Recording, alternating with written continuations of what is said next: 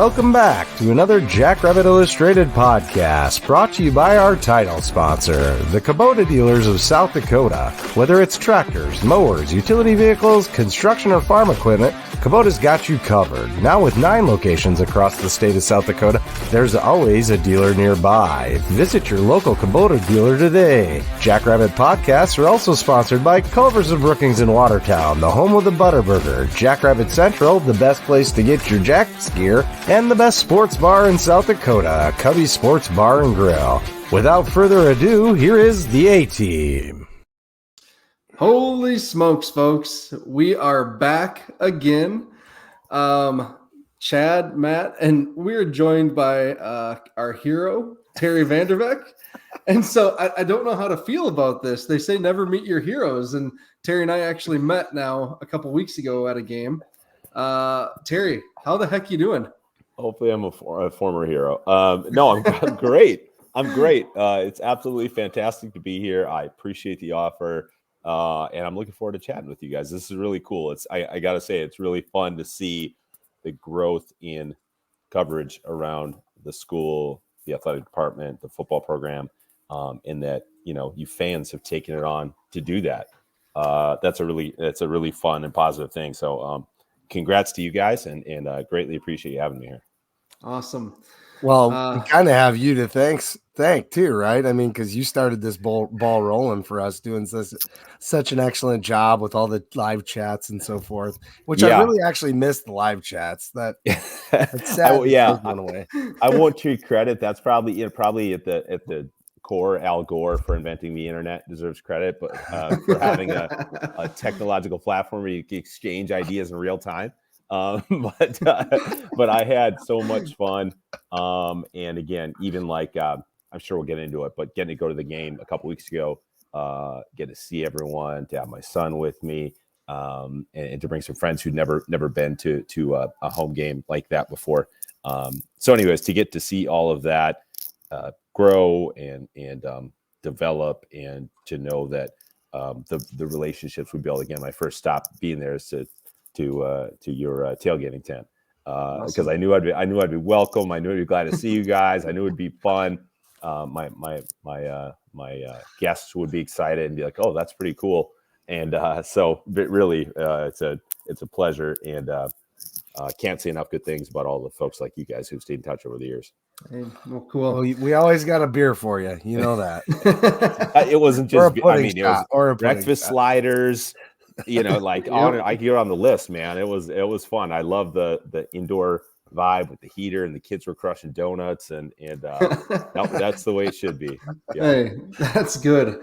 That's good. Well, first things first, then we do have to thank our title sponsor, Kubota Dealers of South Dakota, John Colley and his crew, 9 locations all over the state, and really whatever your needs are for tractors, side-by-side, skid steers, lawnmowers, whatever it may be, all the different attachments and implements, they can hook you up. So get a hold of one of those 9 locations in South Dakota, and they'll connect you. So thanks, John, for your support.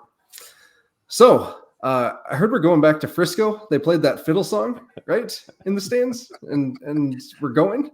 That was one of the coolest games that I have been to in person, not because it was a good game, but because the atmosphere was absolutely electric in that stadium.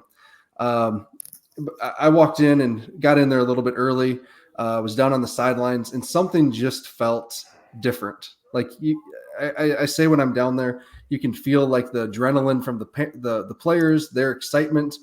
There was just something a little extra. And Tanner Castora actually tweeted it out right before the game, like saying the same thing, like, "Hey, something's different tonight." And he upped his score prediction by like 12 points, and he was still way short. So, man, what a cool night. What a cool night. And Terry, did you get I was going to ask if you had a chance to watch the game, or so I couldn't make it in person, and trust me, I wanted to. I had my wife and daughter were out of town, and my son had early basketball games Saturday morning, but it was so nice out, and I was like, gosh, I know I shouldn't go. The responsible thing is to watch on television, but man, I want to be there. So anyways, I did watch on TV, so I can provide that perspective for you guys, since I know you were both there in person. I mean, for crying out loud, the broadcast started with Mr. Myros here front and center. That was a treat. And that's where I knew things were going to go well for SDA2. But I'll say I think it translated to TV, and it doesn't always. But I felt like, again, comparing the Villanova game to this game, the crowd, I thought to the naked eye, and it proved that way in the numbers, was even larger. And that glow that comes off the main side at night is so cool, and you add the cold to it. Anyway, so yeah, you could tell that the people there were into it. It was a party from the get-go. Yep. And it's not often you get to like celebrate throughout the game, right? I mean, I was kind of hinting at some of the reporters, and this data is harder to drag up than I maybe claimed it to be. But I in my mind, all I could think was that had to be a record for largest semifinal margin of victory in history of that tournament, and it had to be up there with the most points scored. So to do both is just absolutely incredible. 2 shutouts in 3 games, on and on and on. So I was also thinking to myself, not that long ago, like I was at the JMU game, the semifinal that went horribly the wrong way, and what was it, the turnovers and things like that. Not that many years ago, getting to the semifinal was a huge accomplishment, and a 1-point win. Maybe everything had to go right. And to think that in that short amount of time, you're capable of taking a team that's a fine football team. I mean, Albany earned their way there. The numbers, I know they're in a different league, but the numbers are the numbers.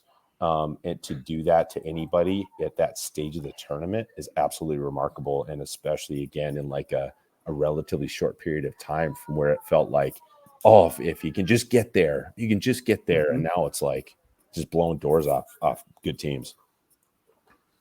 Yeah. Oh, goodness. You're absolutely right, Terry. Because those are good players, good receivers, good quarterback. That defensive line, think back to, probably before Jason Eck, and even in his early years, that defensive line would have just ate us alive. Those were good players. I mean, one of the highlights for me, the game was full of highlights, but finally Tucker Large, kind of having a breakthrough.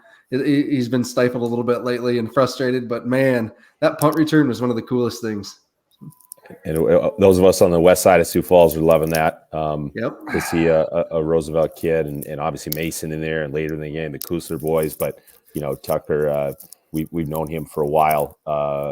His mom and my wife have taught together over the years. And so he's one of those kids you kind of knew about at a young age. You heard he was a leader, and you heard he was a pretty good little athlete. He was kind of scrappy, but the leap he has taken this year, no one, the biggest Tucker Large supporters wouldn't have been able to go, oh yeah, just wait.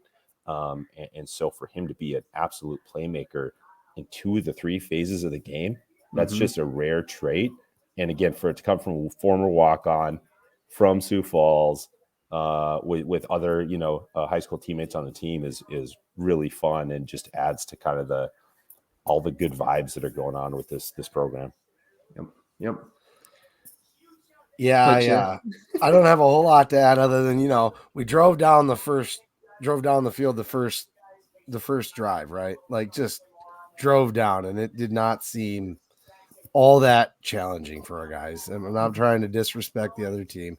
I looked at Brendan and I said, oh my gosh, if this keeps up, it's going to be a long night for the mother boys. And then we got our second score. And I was like, well, we got that turnover. Tucker Large picked the ball off. And then we end up with another score. And then the run back happened. I lost my voice on that play for sure. I've been waiting all year for that to happen. I knew it was going to happen. Finally happened. And I was just so excited about it. And yeah, at that point, that was it. They should have just thrown in the white towel at that point, because I saw people calling it, what were they calling it? Albany Pine Bluff online. I was Yeah, I like, saw that. guys, That was a bad don't do one. that. Ooh, Don't do that. Don't do that, guys. And let's not be too cocky, fans. Yeah. Seriously, that doesn't bode well for future opponents. And Nope. it's nice to have Albany come to town. Their fans were excellent. Yep. We talked to quite a few of them, and they were nice, and they were glad to be there. I mean, that's just like when Mercer came to town. That was somewhere they hadn't been before. So we got to keep that in mind, because it wasn't too long ago we were in that position, like you said, with JMU. Yep. And it was, I thought it was cool too, guys, to see, you mentioned Mercer. I thought both their coach, the way you saw his comments after the game, the way he framed it to his guys was not like, you guys are garbage, you guys aren't any good. It was like, this is what we need to see. This is where we need to be. We're a long ways off, but we're on a football team or a field of a team that caliber. And now we know what the mark is. And I thought for the Albany coach to play that card as well. And what other card did you have to play, right? I mean, they got absolutely throttled, as people expected. But, again, you look back, and I had this conversation with a lot of friends in my life who are USD fans before the NDSU game. And I kept calling that game a big boy game. And you don't know what that big boy game is until you play one. And it's really hard to win your first one, right? And that's where you're knocking on that door. And it's quarterfinals or semifinals probably, where it's like in the NBA, winning that extra series that you've never won before. And it's really, really hard to do. And it's really even hard to get a sense for how physical and desperate and other level that game is until you get there. And it's really hard to be ready for the first one. And so I think that was kind of what happened to Albany. And again, we've seen that, right? The Jacks had been there. Every year they took one more step.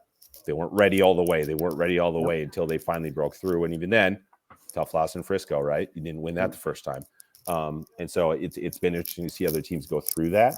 We'll see. Now, the staying power is the thing, right? That's what separated the NDSUs and the SDSUs year after year. They're ready for that big boy game. Some of these other teams, they get there and they fall off. They ebb and flow. And it'll be interesting to see if a Mercer, if an Albany, if an Idaho, are they kind of a one and done or kind of a 2-year thing, or are they able to take that next step and keep pushing forward the way that this program has? Yeah. Hey, Chad, we pull up that comment from Brock Miracle again? Yep. Brock, this is interesting. So Brock says, picked SDSU as my FCS school a couple years ago. To see the rise to this level is very nice. Brock, what made you pick SDSU? I'm very interested in that. So, and where are you from? That's cool. A couple individuals I want to point out. That interception by Dyshawn Gales, the Willie Mays interception, that was incredible. I always question a little bit Dyshawn's top end speed. He had plenty of speed on that. That was great. Dallas Beanham stepping in, making that interception. I'm nervous. Dallas Clarkson, our partner usually here. I'm nervous, Dallas, about your dad's interception record. Dallas Beanham's coming for it next year. He's coming for it. I'm nervous, man. Charlie, it was nice to meet you at tailgating, in case you catch this. So the linebackers, Adam Bach is back, baby. He looks good. He was flying all over the field. And just our trio of linebackers and how well they complement each other, Isaiah Stallbird, Jason Freeman, and Adam Bach. I mean, those three are all a little bit different, but man, they look good. They just all three of them on the field. And the sad part is, over the last 2 years, all three of them probably haven't been on the field together as much as we'd like, just due to injuries and other things. But man, when they are all hitting like that, they are fun to watch. So that's my observations on the defense. Quentin Hicks too. Quentin Hicks has found the fountain of youth, and he's kind of getting back to being that Quentin Hicks that we saw his freshman year, just really explosive off the edge. And man, he's playing just with a lot of power right now, power and force that we have seen him play. But he looks good. He looks really good, and I'm happy for him that he's ending his career on such a high note. I like Garrett Meyer's comment here. We've talked about it a few times, but this may be the best team that we ever get to see again, potentially. I mean, who knows, right? We've continued to grow and continue to get better, but with the NIL and the things that have changed in the college landscape, And maybe you'd like to touch on that a little bit, Terry. Things have changed a lot in the last 3 years in college sports. Yeah, they have, and I know. I think Jimmy got questions about that a little bit in the last couple of weeks from some of the interviews I saw, where people are sort of trying to have him sum up his appreciation for this group of seniors and how they stuck together, decided to come back for extra years, even if they were, in the case of like a Garrett Greenfield and Mason McCormick, NFL prospects, which is rare. I think again he spoke about the culture. He spoke about the idea, though, of identifying undervalued potential and developing that undervalued talent. And I suspect, and again, it's going to be really interesting, right? We see the news today. Kid flips his commitment, right? One team switches coaches, another team in the championship game. Like all the people could speculate on the behind the scenes stuff on that forever. But I remember even like when I was covering the team and they started getting facilities, Luke Meadows came through, and one of you guys remember Luke Meadows, offensive of course, one of Stig's core guys, right? Right. For a period of time, and it still is. Meadows, Bubak, like those guys are still falling online. They're at the games, like they're a part of this in a really cool way. And one of the things that Luke said to me was he wants, and the program wants to make sure that essentially that the money doesn't change them, that they still recruit the same kid, so to speak, that they still value the same things, that they still conduct themselves the same way. And I do think that some of that culture, now nothing is, NIL proof or transfer portal proof or anything like that. But I do think that is a part of the reason why they haven't been hit as hard as some other programs. And I think it's one of the reasons why they can have hope that if they continue to do things the way that they believe to be right, that you won't be, again, transfer proof, but you're going to minimize that, because kids aren't going to transfer if they feel like you're the only one that believes in them, right? I mean, that makes it that's a different thing. And so I'll be very curious again, now you've got $100 million in facilities. Now you've got a handful of NFL guys seemingly on the roster at all times.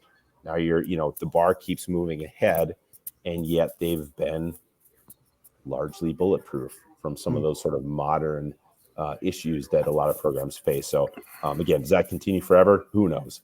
But I do think there's a little bit of something to it, more than just luck, or more than just, our kids are winning and they're happy. Lots of teams win and are happy and still have a lot of transfers.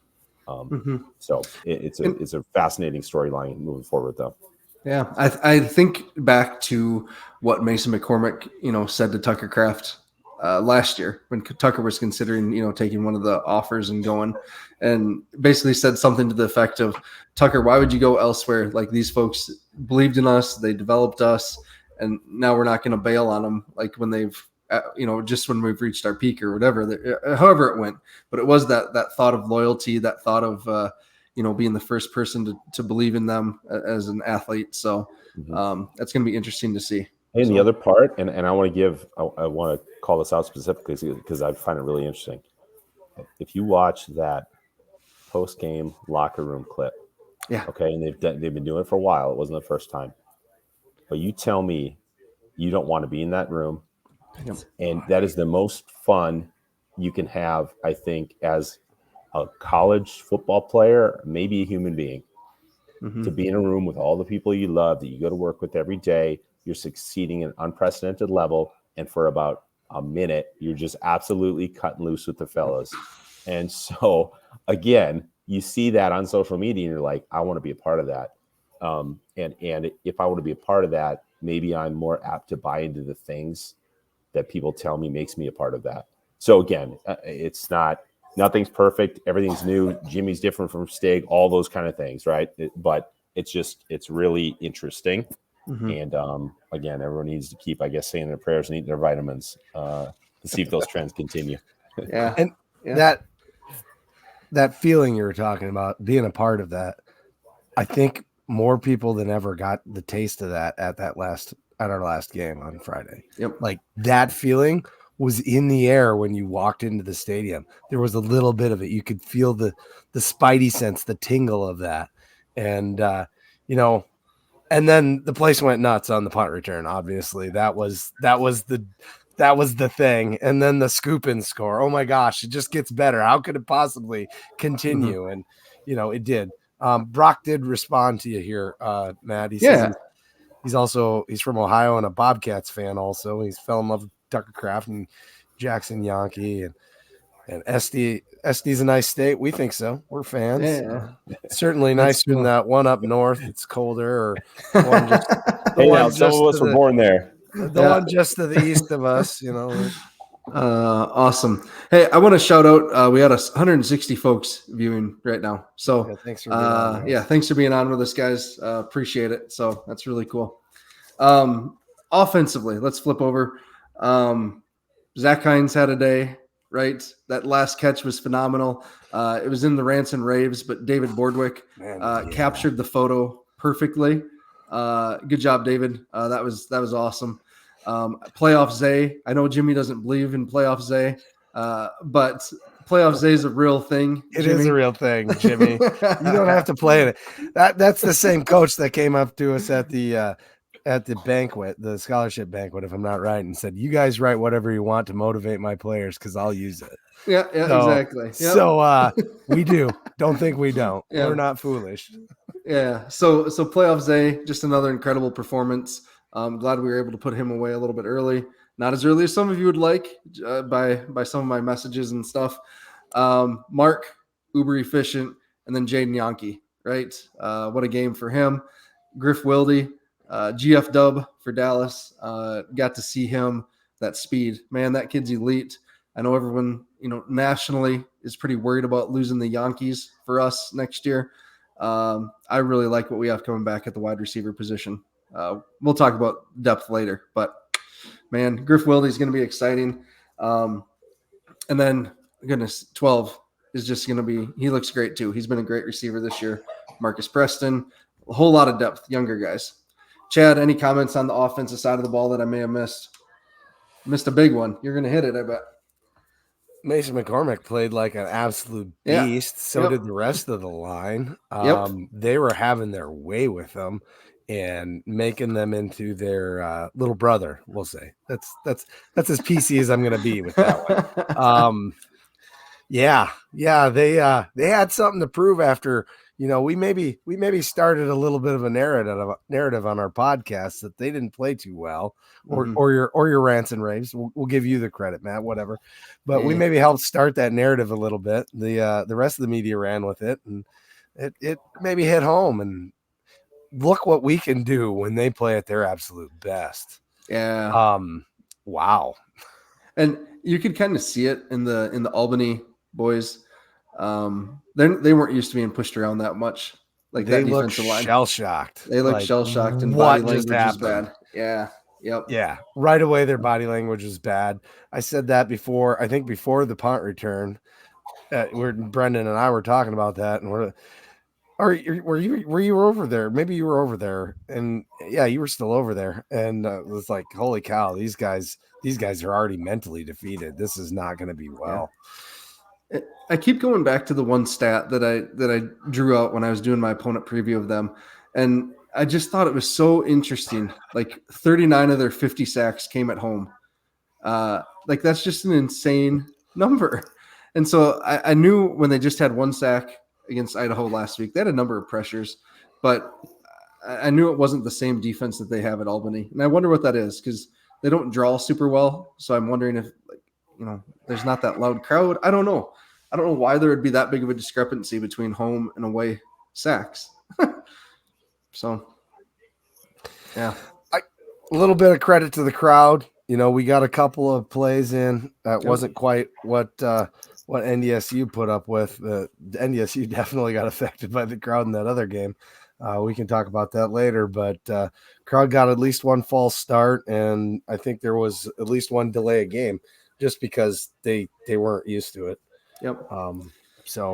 Yeah, offense, that was great, man. Special teams. Yeah, good enough. Yeah, I would say too. One note from me on that. I think you guys touched on Mark, and I think he was efficient, and he was because he always is. The other thing though is that his decision making is just so good, and where you saw that in this game was and they kept on TV calling him the cowboy quarterback, making bad decisions, right? And again, they said they were going to live with that. That's who he is. That's why he's good. That's his personality. And again, Brett Favre. the SDSU staff was very complimentary of him all week. But again, the Cowboys are going to lead the league in picks sometimes, and the discipline, the speed that SDSU has on defense made him pay for that. And again, on the flip side, Mark just doesn't put himself in those situations. And sometimes it takes seeing somebody else fail to realize how good the other person really is. And I think that was another case where you can be blown away by and again, he's a good quarterback. And I like the tattoos. He's got the leg sleeve. Like, he's got a swagger to him. Great. All good for him. And yet Mark just continually just absolutely gets the job done over and over and over again. And so sometimes you have to look at the other side to really realize what you have, right? Yep. He's so underrated because he just doesn't have all the, sorry about that. Yeah. He doesn't get all the accolades that he really deserves. And he's not, I don't know, showy. I don't know what it is. He's just amazing in all phases and does it underassumingly. I don't know how, but he does. And for that way, I mean, he's not overly cocky. I think the cockiest thing he ever did was his flow. What, his second year, he had that look going with his hair. Oh, he did that. Yeah. And he did that one Twitter or whatever on that. I loved it, but anyway. Yeah. Did you see this, Chad, from Corey Caraway? Caraway. Yeah, I did. Gus said that Albany wearing the cowboy hats really got them pissed off. I didn't see Albany wearing cowboy hats. Where was that? I didn't see it either. Huh. Interesting. All right, let's do game balls, and we have a lot to talk about for Frisco here. And people want to just talk to Terry too. So yeah, we'll get to that. We're going to merge those two topics. I need your advice. When we get there, I need some advice. I think it'll be a good segment for you guys on the fly. Okay. All right. Sounds good. I like it. Game Balls is sponsored by Culver's of Brookings and Watertown. Absolutely love the butter burgers. Love the mixers. I know Brendan and Ariel stopped there, I think twice. Once before the game and once before they went home. Once after, yeah. So that's good. What's Terry's go-to at Culver's? Yeah. Terry, I like to get. Honestly, I keep it simple at Culver's because, like, again, whether it's a double butter burger, but it's a variation of a pretty standard butter burger, and then you of course absolutely have to have the custard, right? Whether you're a flavor of the day guy or a standard guy, but it's. Are you a root beer man, or do you do something else? That's a good question. No, I'll mess with their root bear once in a while. Their root beer, there we go. Solid. Yeah, I'm not trying. I try and keep my soda intake low, but I'll mess with some Culver's root beer. This exactly right. Terry's food takes were always the best. Yeah, so they were. Yeah, so later we'll have him comment on what his favorite meal is at Cubby's. It's probably the J.I. Italian nachos. Yeah, they were good. J.I. Italian nachos. We can't call them that. That's J.I. Italian. I can call them that. I have called it that. All right. So my offensive game ball went to the 605 Hogs, and I know you say that's cheating, Chad, but it was. So who do you have? Dude, 87. All right, Zach Hines. Hines finally got his number called. Yep. And boy, did he respond. He had a couple of them. So when you got Tuds, man, that big man, and you know what? I'm looking at the tape from that other game. I'm thinking 87 is going to eat. You think so? We get the ball to him. He's going to eat. There we go. Terry, who would you give a game ball to for offense? I guess I'll go with Yankee because again, credit to the broadcast. He had 152 receiving yards at half, and that was already an SDSU playoff receiving record. Yep. And again, if you dial that one back, they've had some pretty darn good receivers over the years. So to again, I know it ended up being a massive blowout, but he didn't play the whole game by any means. So to do that in a half, I thought was really impressive. And again, not easy balls, right? He was in traffic, he's falling down, getting interfered with. The refs just swallowing flags because he's catching it Yep. anyways. I thought that was kind of comical. Did you hear the comment on the call, what he said about that? He's like, oh yeah, that ref, he was waiting to make that comment the whole for years. He's like, yeah, he was gonna call a PI there, but he kept it in his pants. My goodness. All right. Oh, sorry, I couldn't help it. It's all right. They said it on TV. It's fine. Yeah, they did. Defensively, I went with Jason Freeman. Talked about him already. Gosh, how could you not? Unless you pick Quentin Hicks, who had 2 sacks. Apparently, they're calling it 1.5. I don't know what that means for Jim Poppin. That's his call.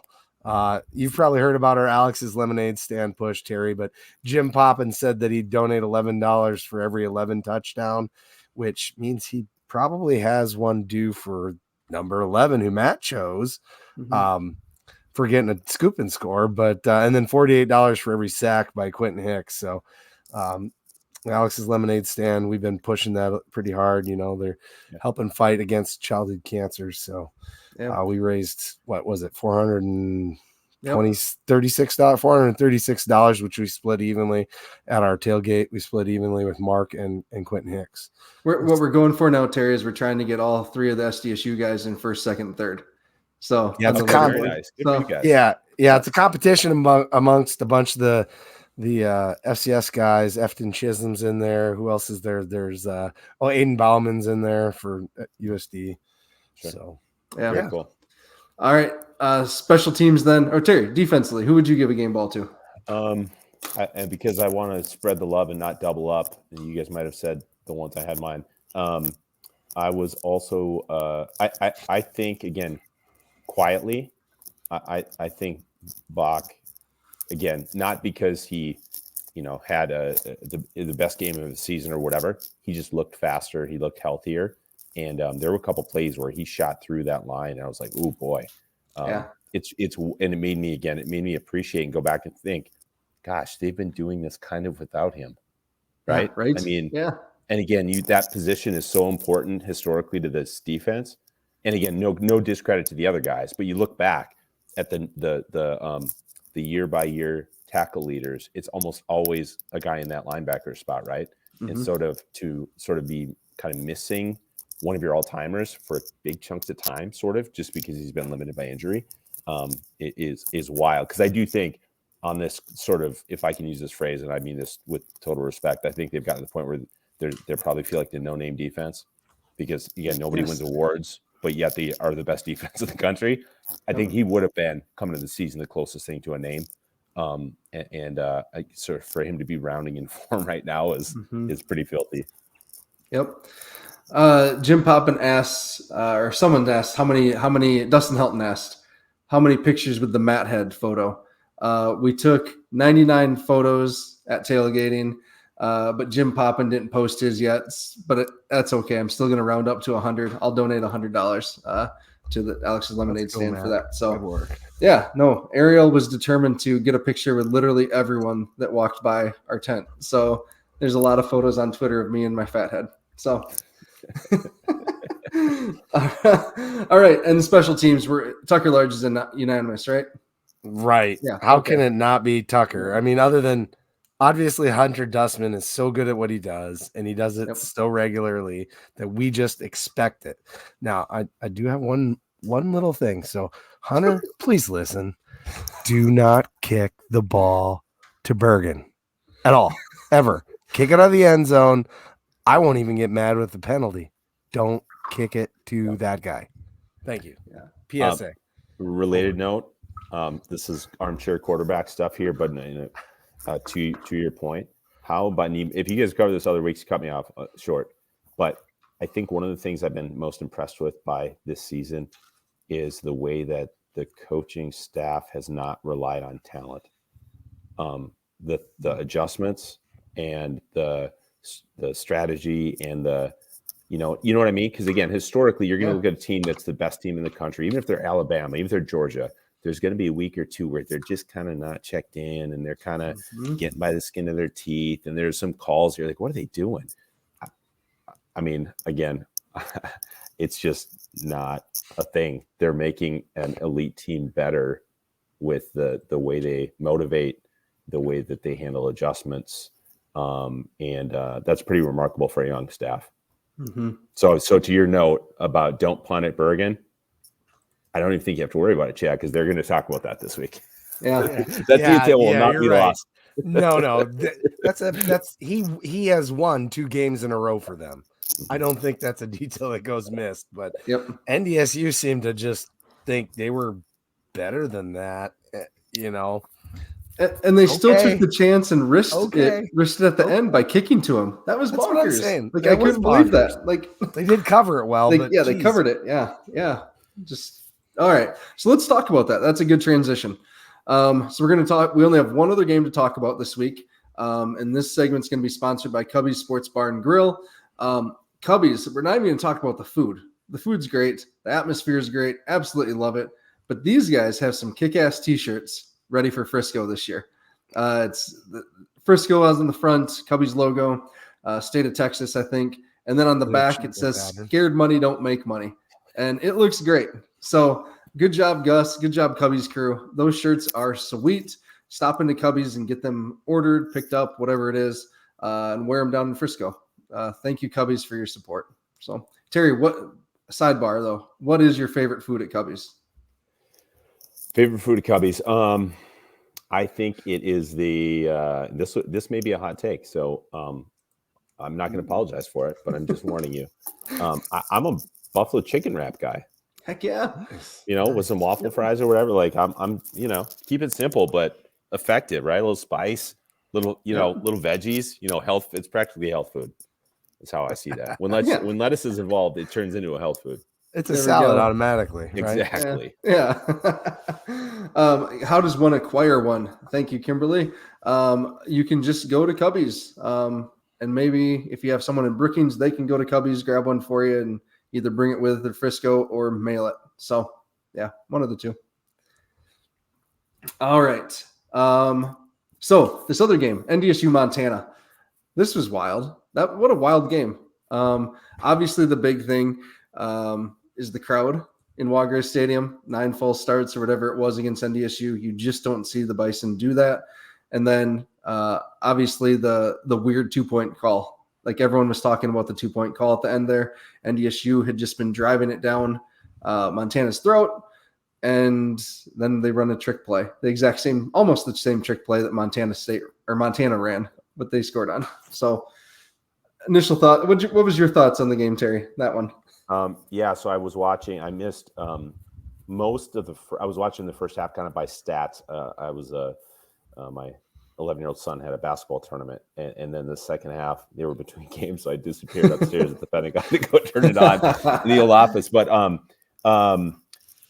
that was such a unique way to end the game for the fact that you said they basically both called the same play, and part of me was wondering, like, I'd love to know the backstory on that. In other words, going to the second overtime, you have to go for 2. Mm-hmm. And a lot of times you go, okay, what's our absolute best 2-point play? So it's entirely possible they sort of had that pre-scripted, not knowing Montana was going to call the same play. Yeah, but it was just so like, I don't know. Again, find the data, but how often does that happen? And then the fact that Montana shouldn't have scored on it, kind of got away with it, I think was wild. And then it was still the same play. The other thing was, so NDSU goes with the run only quarterback, and I couldn't help but think, is this the time they finally throw with him? Right? Because for one thing, so obvious. Like, for one thing, you don't need to, because he's a big, strong kid. They were running up the gut. He scored the long touchdown overtime, anyways. And then I thought, oh, this is it. They've been literally setting this up all year, right? The kid, if I understand correctly, I don't think he's thrown once. Literally every time he's been there's been a run play. Not this. I'm like, okay, so now they literally built the whole season up to this play. He's finally going to throw and catch him off guard. So the fact that you didn't have your real quarterback in there, and he pitched it to another non-quarterback to throw it into the end zone was really surprising. Again, that said, phenomenal game, lived up to what I think everyone thought it was going to be. Could have gone either way, right? I mean, I think everyone can agree on that. kudos to NDSU. I did not necessarily think I thought what they were up against in terms of no bye on the road every week and then having to go play in that environment. I thought that was a big ask. And again, history says it was, and they could have won that game. They absolutely could have. And so kudos to them for the way that they righted the ship after a lot of people wouldn't have predicted they were going to get that far with some of the regular season stuff. And at the same time, they have to feel like they left one out there, which again, it will segue eventually to speaking of leaving a couple of games out in Montana, something this program knows a little bit about. And I can't wait to hear the behind the scenes motivations on that one, huh? Yeah, right. yeah. Yeah. Can you imagine? I mean, seriously, It's the last monkey to get off her back. It's it. Mm-hmm. That's it. That's all that's left. We've never beat Montana. Let's make it happen. And after the embarrassing comeback that we let one guy single-handedly beat us, which makes me wonder if Mathis had played that whole game, because obviously he got injured, would have it been a different game for the Bison? I feel like it would have been. We might have been seeing them back, but what happens in a game happens in a game, and that's what you got to deal with. So, yeah, he's such a good red zone target too. He is. To me, but it is what it is. Oh, here's Dallas chiming in for my third hockey game today. Happy you've replaced me with a more knowledgeable and better looking option. It's hard to find a better looking guy, Dallas, but I think it really is. It really is. Dallas very handsome. Everyone knows that. Yeah. I don't know who's more athletic, but I might give the edge to Dallas. You might be more of a runner though, Terry. He's a little bigger. TBD. I'm still young. We'll find out. I haven't hit my peak yet. There we go. Obviously, the big drops. Someone had mentioned that. Joe Stoffel, who doesn't drop passes. Hunter Brosio, who's been a consistent, pass catcher in his time in Fargo. Just two awful drops. I do feel bad for them. Those are just tough moments there for anyone. Montana not being ready for the fake punt in that situation and being super off balance and still feeling like they were going for the block. That was weird to me. In that situation, you almost have to be in like a punt safe return. Heck of a call by NDSU, gutsy. But Montana just had themselves in a bad position there, it seemed like. So I don't know. It's probably one of those situations where they go, if we see this look, we're fake punting. Because our coaches have talked about that in the past in different makers and stuff. And they saw the look they wanted, and there they went. And by God, was it effective. Yeah. And we will talk more about Montana coming up over the next few weeks. We're not going to dive into this matchup at all today.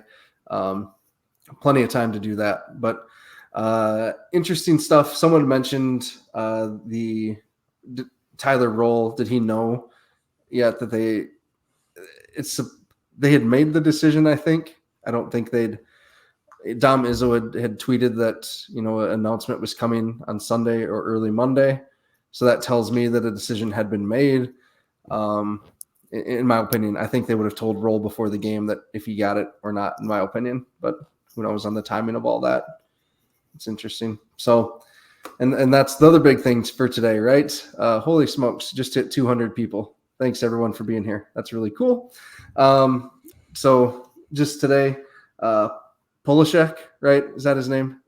The former offensive coordinator, went to Iowa for a bit, has been out in Wyoming for the last few years as their offensive coordinator, is coming back to NDSU to be the new head coach with Matt Entz, going out to USC to be the linebackers coach. I'm sure we've all heard about that. So, Terry, you're still plugged in up in Fargo a little bit. What's going on up there? Yeah, no, not. I don't have any insight. My dad is a NDSU season ticket holder, and so he was texting me today. But with all due respect to my dad, he's, I don't know, 70-some years old. So he does the coffee talks with all his buddies. They don't actually know any inside information most of the time. But again, to totally speculate, I heard the chatter of Roll, and some people go, "Oh, we got to bring Vegan back," and so who knows? Interesting situation, interesting timing. I haven't seen anything. Did they? I would assume they'll announce further staff updates, whether people are coming, going, leaving, etc., sooner than later, like most programs do once the head coach is in place. But again, they're not going anywhere. You know what I mean? Like they're just not. They just have too much in place. Now they haven't been at the level that they set the last couple of years, in part because they were so good that somebody else took on the challenge, i.e. SDSU, to say we need to be that good in our own way, as Jimmy has said. So, again, they're again, they'll be motivated, right? They absolutely will. So interesting time though, and we'll see where that goes. And now I'm sure they'll look at it as he gets an extra couple weeks on the recruiting trail. So. Yep. All right. Good segue. Terry, you're so good at this. Great segue here, bringing up recruiting. So this honestly, Terry, was one of the reasons I started Jackrabbit Illustrated. When you left, huge void in the recruiting world. And so that's what I've initially really focused on. Zim, and you're really good at it. Yeah. Zim loves focusing on the teams themselves, just doesn't have the passion for the recruiting. And so that's what I kind of started doing right away. So since we last talked, the Jacks have picked up 4 commitments from kids from Minnesota, Iowa, South Dakota, and another Minnesotan today. So the big one, obviously, today is Maxwell Woods, the Minnesota Football Player of the Year. Previously was an NDSU commit, scrubbed his social media of everything NDSU related earlier in the week. His family started following me, so that kind of put up my antennas. And so that was interesting. And then Dallas said that he had heard that Maxwell was telling folks at the Minnesota All-Star game a few weeks ago that he was going to be a Jackrabbit. So that's pretty cool right there. So we knew about that one. Lots of rumors there. Jack's picked up I'm assuming a preferred walk-on from Lofton, Ogrowski, the wide receiver from Coon Rapids. Nice player, 6'2", 180. So this a nice framed wide receiver again.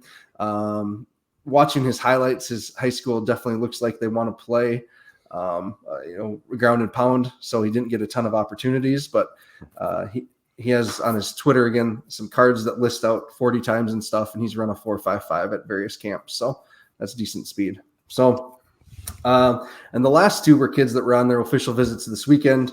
Max Chapman, a defensive lineman from Creston, Iowa, 6'4", 270 already. He looks nasty, plays with a neck roll.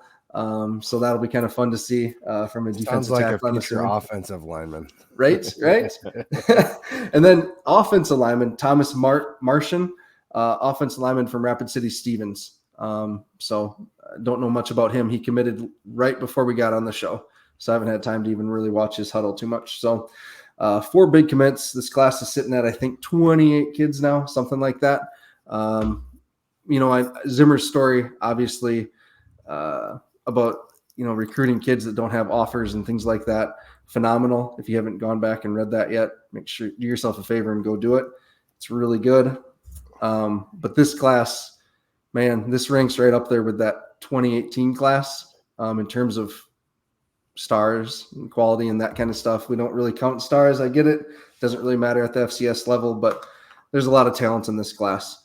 The one thing with Maxwell committing that I was concerned about is the Jacks already had a 3-star running back committed for this class. And it looks like he is definitely on board with sharing the backfield between the 2 of them going forward and in the future, because he's liking tweets of the 2 of them together. He's reposting tweets with the 2 of them together. So don't want to read too much into all that, but it is exciting to kind of follow this recruitment stuff. Wednesday's the early signing period. So we're excited about that. So that's the recruitment stuff. This segment of kind of odds and ends is going to be presented by Jackrabbit Central. Jackrabbit Central has the locations that are open right now in downtown Brookings, as well as the campus location and the online store. They also have some wonderful shirts for Frisco. They have the discounted 2022 stuff there. I actually picked up a pennant and just haven't hung it up yet for the championship. So that's pretty cool. Everything for the 2023 championship. 2024 championship. Last year's championships. Season. Okay, last year's championship stuff is all discounted 30%. There we go. And there's lots of good stuff. So check it out. Thank you, Jackrabbit. I got a couple of those awesome coats, not the NASCAR-y ones, but the other Oh, championship you coats. did? Cool. Yeah, for Good like, for you. and they said they were going to be like $60-some, and I looked Yeah. and they're like $50, like Yeah. $48. So I Yeah. got one for my wife and one for me, and I ordered a 3X. It's closer to a medium, so I'm a bit sausagey in that one. I gotta have to lose a little bit of weight. Maybe that'll wait Chad. till the new year. It runs about just shy of a size smaller than what I am as a 3X. So yeah. Anyway, All right. All right. So Terry, I do have a question, Terry, as long as we got you here. When you covered it, what made you so interested in covering recruiting? Why did you like the recruiting piece of it? Good question. I think it was probably because it was one of those things you just said it without saying it, which is there's now this like digital footprint of what's going on, kids following an account. And so it was almost like it was out there, but you just had to put the dots together. Yep. So I think people are interested in it's, it's insider info. And again, if you care enough about the program to, be watching tonight or to be going to the games or buying the gear, odds are you want to know, well, who's next, right? I mean, how do we keep this going? And that probably started, again, not that long ago. Most of those kids were regional type kids. And so again, there you go. Oh, well, I said it tonight. Oh, the Roosevelt kids from my neighborhood, right? Yep. Oh, cool. Yep. Well, now your fan base is paying attention, more spread out across the country than they were before. So I think it matters to those people, right? Oh, I'm in, I don't know, Ohio. Yeah. And they got a kid coming in that, right? I remember when Cole Brody came in from Georgia, and it was like, oh, there's probably some alumni in Atlanta or whatever. So I think that's part of it. And I do think, though, you mentioned that 2018 class. I thought something Jimmy said a couple weeks ago. I don't remember if it was in Zimmer's article or a different one, where he had said more often than not, he said something to the effect of the kids who often get touted in their recruiting classes are not always necessarily the ones that end up being the stars. And I thought that was really interesting. And I would say if I were to go back on my time in the beat and trace some of those back, that was probably pretty accurate. Meaning with however a kid got played up, whether he won an award, like you mentioned, Mr. Football, great All-American, right. Whether it was the stars, whether it was, he's from a small school, but he had, 10,000 career rushing yards in high school. That's all kind of still kind of a little bit of guesstimate. And we're not all on the same level playing field. And who knows who develops better, who's homesick, or who gets hurt, who's maybe maximized their potential because they're already in a really strong weight program. Whereas a kid that's never lifted weights in a day in his life shows up and now, he's really going to accelerate that growth. So I think there's a lot of different variables that go into it. And that's part of why it's fun to cover or why it's fun to read about it. Because, this kid could be the top kid in the class today. And maybe he turns out to be that. And maybe there's some walk-on from a 9-man school that ends up, you look at, you got 2 kids from Viber Curly in your offensive backfield, right? I mean, that's wild. I was telling someone I was watching the game with the other day, it was just, they were like, what did you say? I said, yeah, Viber Curly. Those 2 studs that are behind 2 of your other studs are from a town that small. So anyways, it's fun stuff, and kudos to you for keeping an eye on it because it never ends. That's the other part that's really challenging, especially for, let's say, Matt, where he's got all the other sports to kind of interact and stuff as well. It's constant. So you have to have that spreadsheet of who's doing what in order to keep tabs on it. Yeah. Terry, quick, just folks have been asking. What are you doing nowadays? Everyone wants to know. I mean, just talking. We kind of know. Right? No. Thanks for asking. So I've been at the same.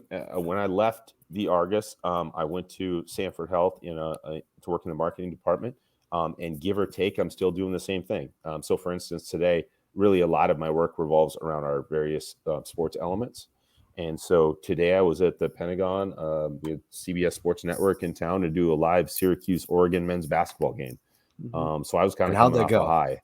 It was phenomenal. I mean, again, a lot of folks probably here, roughly in my age range, and in my time, we had limited cable channels You had the Big East men's basketball got a ton of coverage on ESPN.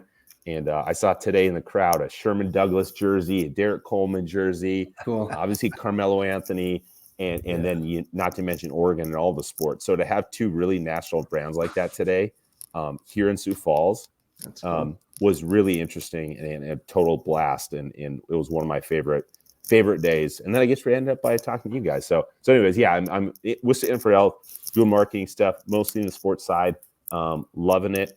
Love that we have such a great relationship with SDSU on a lot of fronts. And so I know people give me a hard time sometimes about it, but that hashtag Sanford Sports does mean something to us and means something to me. And we're really proud of all the relationships that we have across the region with a lot of the schools and to hope that the work that we do on that orthopedic sports medicine front, on the fundraising side, whatever, helps elevate these programs to where they're at is genuinely really, really cool.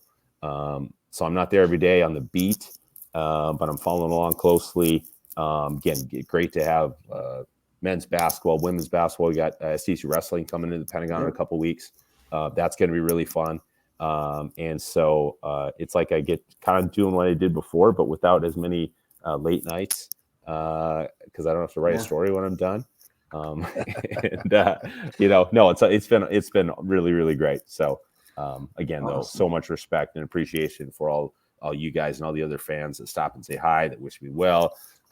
Just really, really fond memories for myself personally and for my family too. A lot of you guys know we had a lot of health stuff with our kids around that time, and the love that people show to us, as it continues to mean a lot to us. All my kids have an affinity for the school just because of that. I think they can just feel that. So it's really, really special thing. So thanks for asking, but we're blessed and really happy to be where we're at. Hey, I just want to say you guys have been killing it out there at Sanford Sports Complex with things like what we're going for wrestling, the game that just happened, bringing in those national brands to play in SDSU or USD, even if it's that red team down south. It's good for the area. Yeah. It's good to get that level of competition in where maybe they wouldn't play us in a Frost Arena where, it's hard to catch a W against a team that wins so much. So, yeah, it's much appreciated. I don't catch all the basketball out there always, but I'm here for every wrestling match. Yeah, no, I appreciate that. So can I ask you guys a question here? I don't want to jump on your show, but here's my honest take. You're always welcome. So I've watched the first two SDSU Frisco appearances on TV for a variety of reasons, right? Just hasn't worked out, or, again, I have 4 kids, so like we're busy doing all the things. So here's my challenge or my question for you guys. For those who haven't made a trip yet, we need like the how-to, right? So again, I know there's lots of different ways to get there. You can do like fan bus, you can fly, you can drive, you can be there a short period of time, long period of time. You can go, with people you can just show up and meet people. But if you guys put together like the Experience Insider's Guide now of maybe like choose your own adventure of like 3 different paths that'll get you there, that you'll have a good experience. I would love that, because I'm still toying with it. I don't know if I can swing it, but part of my hesitation is I got a lot of decisions to make. Yeah. So if you guys want to make those decisions for me and for anyone else, that would be fantastic. You got to get a ticket, right? Or standing room only ticket, which counts. But, all that's going to change Wednesday when we have our allotment come through. There's going to be some people that have tickets that have them available through SDSU. I think that's when you see the prices start coming down / kind of leveling off in price on the access site. You got to get down there so you can road trip with some friends. That's a good time. Been there, done that. You can fly. Usually saves you about 4 hours. What's your time worth? Been there, done that. That's what I'm doing again. And then Kettleland's throwing a bus out there, which is everything short of your ticket. So if you can get a ticket, then the Kettleland bus is a pretty good option that includes your stay. Pro tip to people that don't already have rooms, Plano's not that far away. The colonies where we're doing our deal, rooms are way cheaper there. It's easy to get around town. You're going to go somewhere and stay there for a while, get an Uber back, rent a car if you want to. This is true too, because you could show up And there's going to be tickets day of that are dirt cheap. People just couldn't get rid of because they were trying to.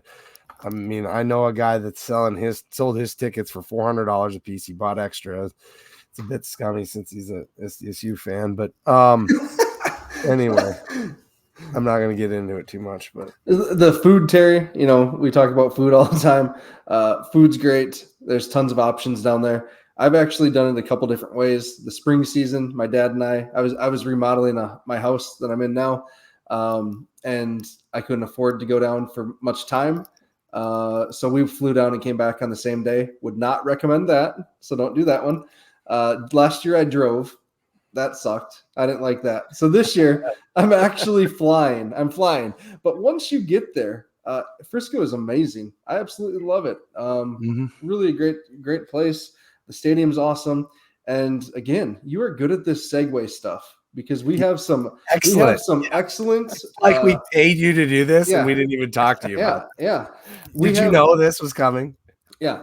No. We have some announcements to make, folks. No, so I'm glad so many of you are still here. So we are excited to, again, host the best tailgate party in Frisco on Sunday morning from 8 to 12:30. Last year, 4,000 to 5,000 of our closest Jackrabbit friends joined us for one of the best parties ever down there. Following a lot of the same setup. DJ will be there. We'll have food. We'll have drinks. We cannot guarantee that if you show up to this party, you will get food or drinks. But we're going to do the best we can this year. And we already have 100 pounds of pulled pork donated. 100 pounds of pulled pork donated. So here's the thing. Here's the call to action, everyone. If you have a business that would like to be a sponsor, we're doing things a little bit different this year. We already have a number of sponsors on board. Let me just read through these sponsors really quick. We have Cubbies. We have Kubota Dealers of South Dakota. We have Boyce Law Firm. We have Hulsworth Farms. We have Blue Tide Car Wash, DeBoer Construction, Dustin and Becky Sheldon, Bloomin' Raider Farms, Josiah's Coffee House, Mensch Greenhouse, Creekside Meats, Jan Bussy Ford, Mike Schaefer's College Football Prospects, SLS Painting, and Bowen and Associates are all in as sponsors for this tailgate event.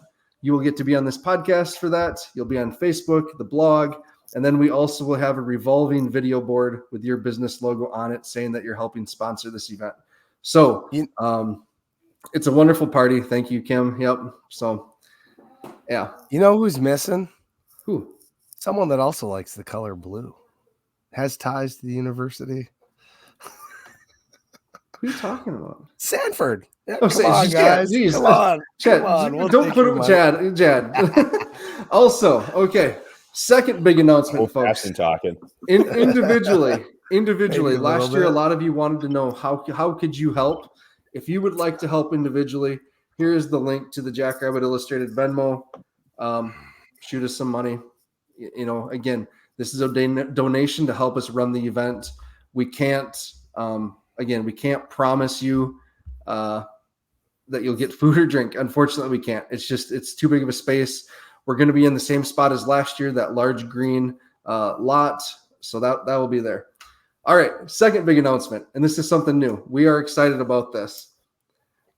We are doing a live show at the local on Saturday afternoon. So it'll be us. It'll be our closest friends. A lot of our reoccurring guests. We're going to be doing a live show at the local sometime early afternoon. Don't have that all hammered out yet. We're hoping to have Zim. We're hoping to potentially have someone from the athletic department, maybe Tanner Castora, maybe Zach Borg, some of our friends, again, that are on our show with us. It'll be A-team. It'll be A-team, B-team, maybe the Rev. So, again, that's going to be a ton of fun, and that's going to be on Saturday in the early afternoon. So look forward to more info on that. And we are coordinating with the local. Brendan's been in communication with them about beer. we know we drank them dry last year. A couple times.